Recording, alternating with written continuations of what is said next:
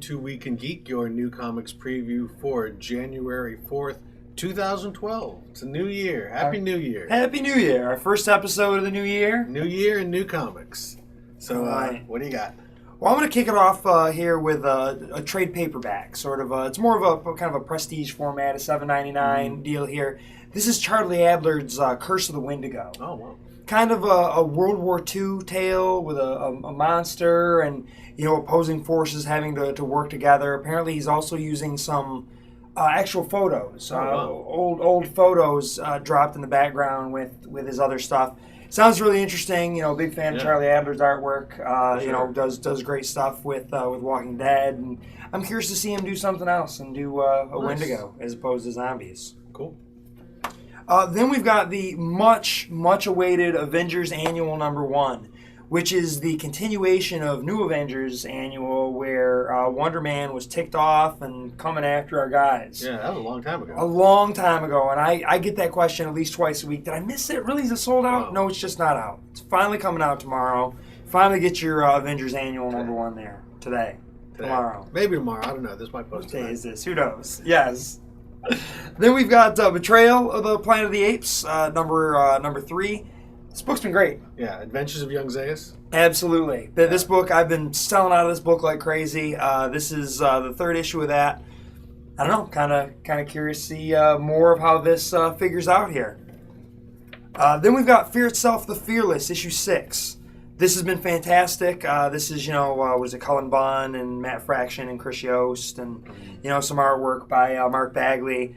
Valkyrie is trying to track down all the hammers.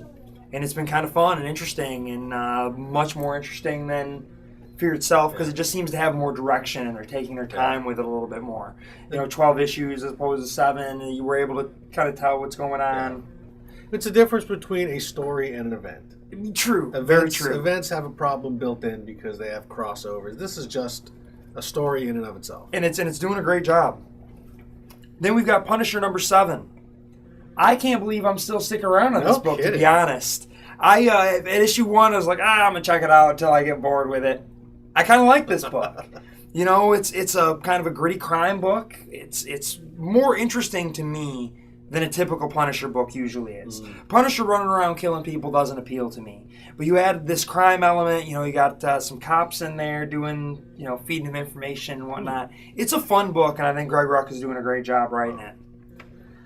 Then one of my faves here, I'm really enjoying this Justice League International by DC, one of our new 52s. This is issue 5. Did you notice we got a mention on the DCU fan page on Facebook? No, I didn't. So I'm sure it's just a fan running it, but they got a lot of people on there, and they posted us last week. Cool. So go new 52. Yeah. But the Justice League International has been great fun. It's kind of a mismatched team fighting mismatched villains. The villain in this first arc is someone that's more powerful than them, really. And they're trying to overcome that, and it's just been really cool. I enjoy the Justice League International. Never been a huge Booster Gold fan necessarily, but not a detractor either. Booster Gold is what he is, but I like him running this team. It works for some reason. Him and Guy Gardner being opposed, and I dig it. That's the Dan Jurgens written book, isn't it? Yeah. Yep, that's correct. Then we've got Sweet Tooth, #29. Jeff Lemire writes some great stuff. I'm really liking everything he's doing with the Animal Man and whatnot, but this is his creator-owned book. A really, really cool book. Different than most things you'll see on the newsstand. If you're looking for something different and interesting, sort of, as I said, with the first few issues, everyone kept telling me how great it was, and I just really like it, but I don't know. And then I find myself just still with it, and I really like it. And here I am, 29 issues later. And I do really like it, and it's really, really good. It's not going to punch you in the face like some other things, but it's a nice, slow build that after a while you realize how much impact it's had on you as you're reading it and enjoying it. Then we've got Swamp Thing #5. This book's awesome. That last issue was awesome. We're finally seeing the red and the green come together. What is it? Abby Arcane's, is that her brother? Yeah, or the younger brother. That he's tapped right into the red, and he's, in that last issue he had, they're like, well, we better hope he doesn't find anything dead, and then they're heading toward the meat packing plant. Well, all right then. Yeah, I mean, we're finally getting to the end games for a lot of these new 52. We're really moving into the third act. Yes. At least on that first story arc. Yeah. You know, and I like that let's get this first story arc under our belt so then you can move through and tell me more Swamp Thing stories. Because I think this book has been awesome. It's been one of my two favorites. You know, this and Animal Man, and they're gonna tie in. So that is the bulk of my stack. What are you looking at? Well, I'm going to start off with a new book. This is by Ed Brubaker and Sean Phillips. This is Fatale. I don't know. I think it's Fatale. Femme Fatale. These guys have been doing fantastic work going all the way back to Sleeper at Wildstorm. But really, if you're a fan of Incognito, if you're a fan of Criminal, this is taking that kind of noirish feel that's in both of those, but adding a supernatural element. Okay. So it's I'm kind of surprised it's coming out from Image and not from Icon like their other books. I don't know. Maybe they're just figuring let's spread it out a little bit. But Image is a great home for it, a great fit for it. Well, I think these guys that came from a creator-owned background and understand the value of it are still doing that. Oh yeah. Yeah, they can have their creator-owned over at Icon, and yes. Scott Snyder could have had his creator-owned over at Vertigo, but he wanted to take Severed to Image. Yeah. Jonathan Hickman really wanted to do Red Wing at Image. Mm-hmm. He's doing, Fatale at Image. And I think Image is an important indie publisher, publishing some great creator-owned stuff. And I'm glad to see these guys, even though they've got a home at a bigger company, still appreciating what it is that Image puts out on the market. Yeah, very much so. And I think it helps Image because it kind of raises their profile with some larger creators, and it helps those creators because it ultimately reminds Marvel and DC that these guys have a home if they ever decide to kind of screw them over. Just a little reminder of what happened with Jim Lee and Todd McFarlane and those guys. And I think it's interesting that obviously the name is still Image because at one time it was all about the artists and the flashiness. Now they've got a lot more substance. Yeah, there's still great art over there, but there's a lot more substance. Definitely. Next up, Irredeemable. I mean, this book, after a lull, digging it. Has kicked back up. We got the origin of the Plutonian. All right. A little bit more about who he is and what makes him who he is, and we encounter his parents, who are not happy with what he has done. But interesting. The Plutonian is this guy is evil. He's evil and he's brilliant, and just when you think they've taken care of him and gotten him out of the picture, he's got something up his sleeve. So once again, Mark Waid, he'll go for several issues where he's just laying a lot of groundwork, and now all that groundwork's paying off again. It's a really solid book, really great book again. Next up is Cold War, the Damocles Contract. This is John Byrne, also the Michael Swan dossier. There's a lot of titles on this. I'm assuming Michael Swan is just going to be an ongoing character. Cold War might be a series of ongoing an ongoing thing made of a bunch of smaller titles like Hellboy. Basically, Hellboy invented that. It's an ongoing series made up of 4-issue miniseries. But this has been really solid. I'm a big John Byrne fan. It reads like spy movies of the 60s, and it is a spy story set in the 60s. The guy's a British secret agent, but not of the James Bond style, a little bit more kind of just traditional espionage sort of things. It's got scientists and communists and defections, and really like this is something you could easily see having been a movie in the 60s, or a British spy movie in the 60s. So Byrne's got a really good knack for period pieces.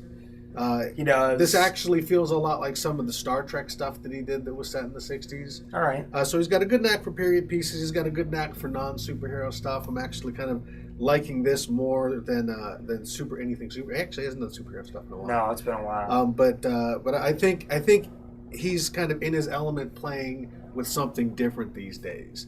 So this is a solid book, a good kind of companion to Next Men at IDW. Next up, Red Lanterns. I'm actually surprised that I like this book as much as I do. I was not really sure what to expect from a book about, what I thought is some of the least interesting of the Rainbow Lanterns. How are you going to do a book that's all about characters who mostly can't talk and don't seem to think? Angry and spitting blood. But Peter Milligan has has given it a twist. He's thrown some wrinkles in there to give some of the characters their intelligence back, so we can actually have a team as opposed to just Atrocitus. There's some stuff going on with Krona. All right. So it's picking up plot threads from the Green Lantern books, but it's kind of weaving them in their own. And actually, just Peter Milligan's just a really good writer. I mean, reading the actual words and the events that are going on, he just really has a good handle on characters that are not necessarily your real mainstream stuff. Yes. And I think this is outside of a mainstream style. It's not a Vertigo book in feel, but it's definitely, this almost seems like it could be at home with some of DC's darker books, like Swamp Thing and Animal Man, but it's still in the Green Lantern family. Next up is Defenders #2, Matt Fraction, Terry Dodson. I really liked the first issue. I did too. It was a lot of setup. A lot of setup and punch them up, but it was fun. Yeah, it was definitely a fun book. It was definitely a book that's it's clearly, this is not the Avengers. Correct. This is not that kind of team. No. I really like, throughout Marvel and DC's history, there have been these kind of non-teams, which is basically a group of people who really don't want to be together. And the Defenders was always kind of one of the best of the, God, I hate you guys, but we're on a team sort of team. And this is continuing that. It feels like it's circa 1983. Yeah. Like, that's really how that first issue felt to me. So and I liked it. It's been solid. I mean, we'll see. When Fraction fails, he usually fails at the end. So we'll see if we're still having this conversation in issue 6. Hopefully he carries it through, because it is in the Marvel style. It's different than this is the modern comic book. A very good vibe to this book, a good pace. Let's hope that they can kind of keep this up. Next up, Uncanny X-Force. This is another .1. This is 19.1. We've been having a lot of X-Force. Aren't they doing .1, .2, .3 with this now? I don't know. I don't know if this is going to have a Deadpool. One of those is Venom is doing Venom's doing it. Okay. 1, 2, and 3. X-Force has already had a .1 issue, so this is maybe they're going to have one every year, but they're doing the double ship thing. But you know what? I don't care, because this is a great book. So if they want to give me 2 or 3 issues, and you're still liking it. I know a few people dropped off after that Dark Angel saga. They just didn't like where it ended up. I really liked where that ended up. All right. I admit I haven't read the previous issue, the issue 18 or 19, because it just came out like a week ago or 2 weeks ago. But it's been really good stuff. I really like the reintroduction of the Age of Apocalypse stuff. They've changed up the team. There have been some serious changes to Angel. This is real. Like you say that you can't believe you're still reading a Punisher book. I can't believe I'm still reading a book called X-Force. You're reading a lot of X books. Yeah, no kidding. Speaking of that, Uncanny X-Men also coming out. Again, pretty solid book. The last issue ended, I think, kind of wrapped up with that first story arc. But now this is another one that's been shipping a lot lately. Yeah, it's been coming so right this out. one starting up again. I'm probably liking this less than Wolverine and the X-Men or X-Force. A lot of people tend to be saying that. Although it's still pretty solid. I think that has more to do with this is the most traditional. This is the X-Men superhero team book. Okay. Which you would think I would like more, but for some reason I guess I'm liking the team of assassins in the school more than just the basically the mutant version of the Avengers. But still a solid book. I'll stick with it for a while still. Continuing my my X-ness, it's Avengers X-Men X Sanction. This is Jeff Loeb and Ed McGuinness. I was actually quite underwhelmed by the first issue. I was tempted to not even pick this up and just to see how it pans out. But as I keep saying, I'm a sucker for Ed McGuinness's art, even if it is kind of weaker than some of the stuff he's done in the past. First issue was all set up, so it's kind of hard to say much. It's all set up and ridiculous and shooting superheroes and punching each other. And so when I was done reading it, I was like, okay. But then when I thought about it, I was like, I don't know. There's something about these comic books that make me feel like I'm 6. Yeah. It's okay. I mean, there's part of that I've gotten way away from and been reading things that I feel have more substance for me. But I enjoyed that Defenders.